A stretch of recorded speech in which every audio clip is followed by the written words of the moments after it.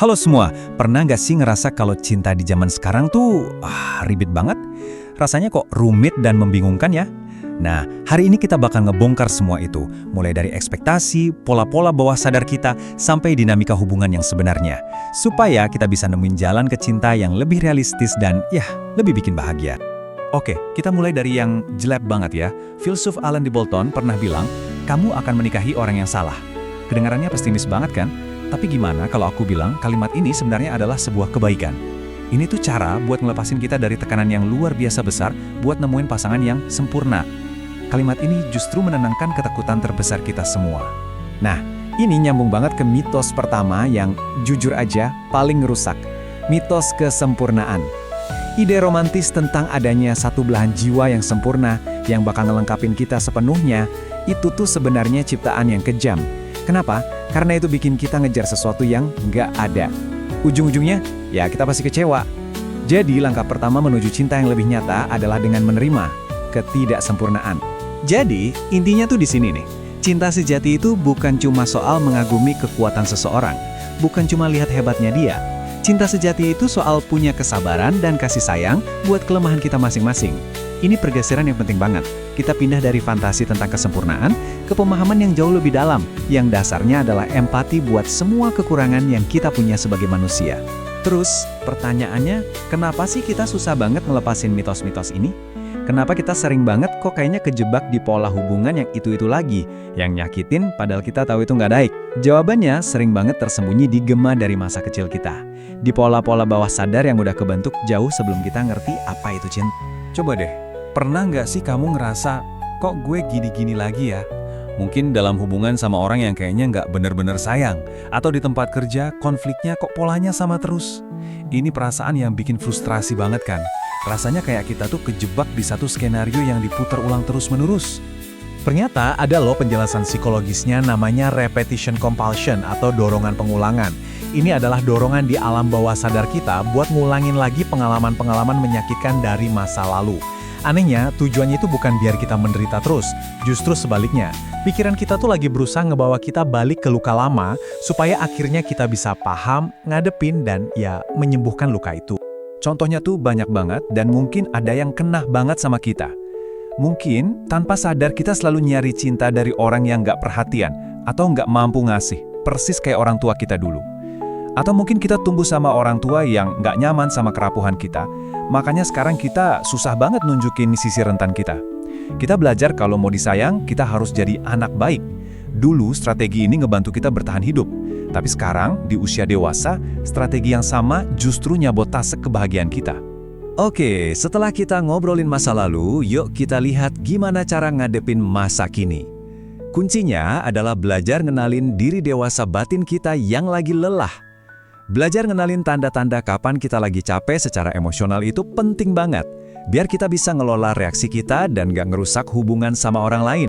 Ini nih analogi yang keren banget buat ngegambarin apa yang terjadi. Waktu baterai emosional kita lagi lowbat, kita tuh jadi kayak anak kecil yang kecapean. Anak kecil yang capek bisa tiba-tiba ngerasa dia benci ibunya. Nah, orang dewasa yang capek bisa ngelihat kesalahan kecil pasangannya sebagai serangan yang disengaja. Masalah sepele rasanya kayak kiamat. Kita mungkin mikir kalau teriak-teriak bisa nyelesain masalah. Padahal sebenarnya kita cuma butuh istirahat. Jadi takeaway-nya apa? Simple banget sebenarnya. Kadang-kadang, tindakan paling penuh kasih yang bisa kita lakuin adalah ngakuin kalau kita lagi nggak waras karena capek. Daripada mancing keributan, coba deh kasih diri sendiri waktu buat mandi air hangat yang lama atau bikin teh terus tidur lebih awal. Ini tuh tindakan cinta yang penting banget buat diri kita sendiri dan buat orang di sekitar kita. Oke, sekarang kita masuk ke bagian yang paling penting. Satu-satunya aturan yang benar-benar perlu kita pegang dalam sebuah hubungan. Ini jauh banget dari pola-pola mengabaikan diri yang mungkin kita pelajari dari kecil. Kita perlu paham kekuatan dari cinta yang timbal balik. Apa sih cinta timbal balik itu? Simpelnya, ini adalah cinta di mana orang lain itu siyakin kita sama dia. Cinta di mana kita nggak perlu ngebujuk, nggak perlu mohon-mohon, atau cemas mikirin posisi kita di hidupnya. Dan, catat ya, ini tuh bukan bonus. Ini syarat utama buat hubungan yang sehat, yang bebas dari nyiksa diri sendiri. Dan ini adalah aturan-aturan yang jelas, yang nggak bisa ditawar. Kalau dia masih nimbang-nimbang antara kamu dan orang lain, kamu harus pergi. Kalau dia butuh berhari-hari cuma buat balas chat, kamu harus pergi.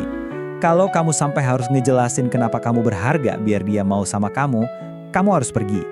Kalau dia nggak bisa baik sama kamu karena masalahnya sendiri, kamu harus pergi.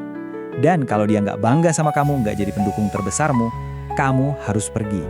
Ini bukan soal sombong, ini soal menghargai diri sendiri. Nah, dari semua yang udah kita bahas, kita sampai di satu filosofi yang benar-benar bisa ngebebasin kita, baik dalam cinta maupun hidup. Kebijaksanaan dari cukup baik. Ini soal nemuin kedamaian, bukan dalam kesempurnaan, tapi dalam ketidaksempurnaan yang realistis. Ini yang perlu kita ingat baik-baik. Lawan dari kesempurnaan itu bukan kegagalan. Lawannya adalah berdamai dengan ide kalau kita itu cukup baik. Orang tua yang cukup baik, pekerja yang cukup baik, pasangan yang cukup baik. Ini ngebebasin kita dari tirani perfeksionisme yang bikin kita terus-terusan ngerasa kurang dan gak pernah puas. Dan kutipan ini, wah ini bener-bener ngubah cara kita mandang cinta. Kecocokan itu bukan syarat utama buat cinta, tapi kecocokan adalah pencapaian dari cinta itu sendiri. Cinta itu bukan soal nemuin pasangan yang 100% cocok. Cinta itu adalah hasil kerja keras terus-menerus. Kerja keras dua orang yang berkomitmen buat saling bantu tumbuh jadi versi terbaik dari diri mereka. Dan ya, bagian dari proses ini tuh berani ngadepin emosi yang selama ini kita pendem. Salah satu yang paling kuat itu amarah. Anggap aja amarah itu racun. Kalau disimpan terus, ya bakal ngerusak kita dari dalam. Tapi kalau diungkapin, dikasih suara, kekuatan jahatnya itu bakal terkuras habis. Ada satu teknik terapi yang powerful banget buat ini, namanya teknik kursi kosong. Caranya gampang, kamu bayangin ada satu orang, entah dari masa lalu atau sekarang, yang kamu punya unek-unek sama dia, duduk di kursi kosong di depanmu. Terus, bicaralah, keluarin semua yang udah lama pengen kamu omongin, gak usah disensor.